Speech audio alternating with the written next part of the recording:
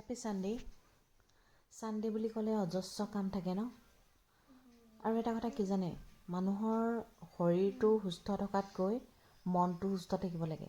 দেখিবলৈ বগা হ'লেই নহ'ব, ওপৰৰ পৰা ভাল দেখিলেই নহ'ব, ভিতৰৰ পৰাও ভাল হ'ব লাগিব।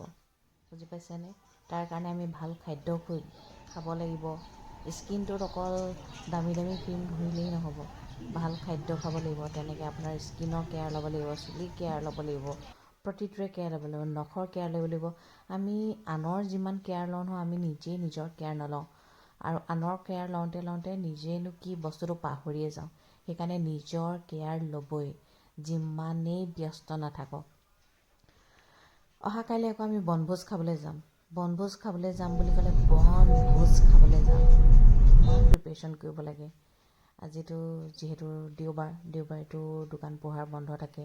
এইফালে আমি হ'লচেলত গ'লোঁ, হ'লচেলত গৈ সকলো বস্তু উঠাইছোঁ, মানে এইটো জেড আৰু বেছি মানুহ নহয়। বনভোজ খাবলৈ গ'লে বহুত বেছি মানুহ হ'লেও ভাল নালাগে, চাবচোন। কম মানুহ হ'ব লাগে, ধুনীয়াকৈ এনজয় এটা কৰি আহিব লাগে। মুঠতে এইটো জেড বাচনৰ পৰা আদি কৰি খোৱা বস্তু চব বজাৰ সমাৰ কৰি লৈ আৰু ৰেডি কৰিলোঁ, বনভোজ খাবলৈ যাম। আপোনালোকে বনভোজ খালেনে বাৰু? আমি এই বছৰৰ প্ৰথম বনভোজ খাম। ক'লৈ যাম, কি খাম, সকলোবোৰ দেখাম। যিহেতু কাইলৈ ৰাতিপুৱাই সোনকালে দৌৰিব লাগিব।